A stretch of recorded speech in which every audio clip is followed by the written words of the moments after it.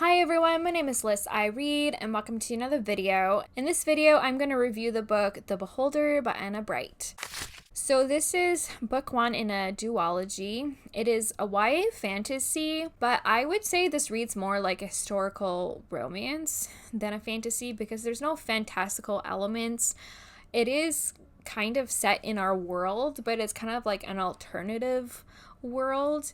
So in my mind, it reads a lot more like a historical romance. So know that going in. And it's very much a romance, 100%. And I've never read any reverse harems books. I know that's a trope within romance. But from my understanding, I would almost say this is that, but a YA version set in a historical setting. And so in this one, I follow Selah, and she is a princess basically in this kingdom. Her father is very ill, but since she's a princess, she's expected to marry, of course. And she always assumed she would just marry someone from her kingdom. And she has someone in mind. She's been crushing on this one boy her entire high school career, I guess. And she's hoping to propose to him, kind of. She's going through the proper channels. Unfortunately, at this party where it was going to be announced, he refuses her hand. And so obviously she's devastated. She doesn't know what's going to happen.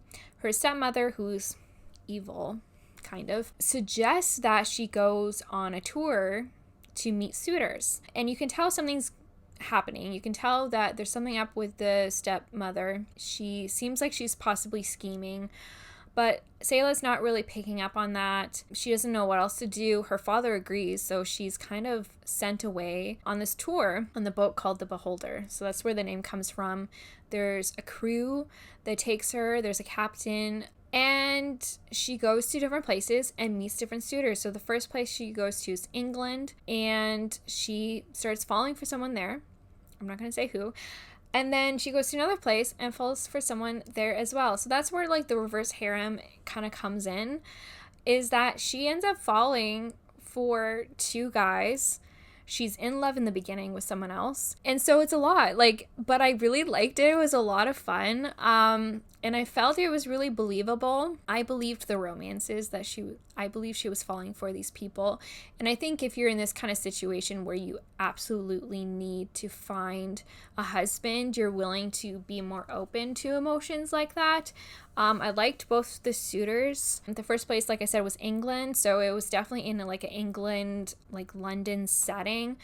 And the other one was like a Norway kind of country, and I really enjoyed that setting as well. And I think that one was my favorite romance. I don't know if I should spoil anything, but the end, she's alone. Like, I will just say it that way.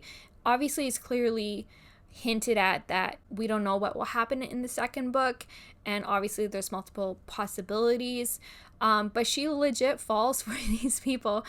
And I really felt the emotions. I really felt it there. And there's a bit of a twist at the end involving the captain. There were some hints between her and the captain as well, so I'll just say that. And so she's had to make a decision about the Beholder and what to do next. She's supposed to go to this other country that she's afraid of going to because there's a lot of terrible rumors that they are unkind to their own people and that the royalty there are really harsh and things like that. So she's terrified to go to this one country, but that's still the plan, I believe, is to go to the next one. So I really love this. It was just so much fun. I always I like historical romance already, so I wasn't surprised that I would like the setting. I always like a royalty romance, and I just like romances in general. So I've heard some critiques where she's kind of juvenile or just naive, and yes and no. Like, I don't know. Like, I'm used to reading female characters that don't have much of a voice in their narrative. So because in a lot of historical romances that does happen. So I didn't find that overly surprising for her, especially when she was in a position of submission because her father's the king and there's certain expectations placed on her, and then her stepmother is quite domineering. She just hasn't come into her own, but this story definitely has a progression of her becoming into her own and realizing who she wants to be and how she wants to save her country. because she does figure out that, like, okay, her stepmother is actually evil and is not right for the kingdom. And so I definitely thought her growth as a person was believable, and it was enjoyable to see her grow as a character. I do have some critiques. I listened to this on audiobook, and honestly, I don't recommend it because there's just so many people and there's so many different places. The places weren't hard to follow because it's really just 3. So there's like her own kingdom, there's England, and then the Norway like country. But there were so many people. There's so many people like from her world, and then there was people from England, and then there was people from Norway, and then there was people on the boat, and I was like getting people confused. I only kept listening to it because I didn't have the physical copy, but also I kind of just ignored side characters that felt like weren't essential to the plot, but I was definitely getting people confused. So I do recommend reading it physically, but I'm not going to because I don't own a copy. I do plan to move on in this duology.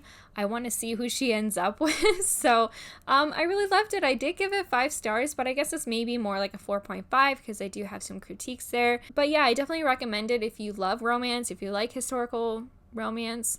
It is YA though, so know that going in. It's not an adult romance. But I always enjoy a good YA romance. So anyways, that is my review for this book. If you've read this book before, please comment down below. I'd love to know your thoughts and opinions about it. Did you like it? Did you not like it? I'd love to know. If you have other YA fantasies or YA romances to recommend, please leave them down below. I would love to know your recommendations. If you like this video, please give it a thumbs up. Please subscribe. If you have not done so, you can follow me on Goodreads and Instagram. And you know what? I want you to keep reading. Bye.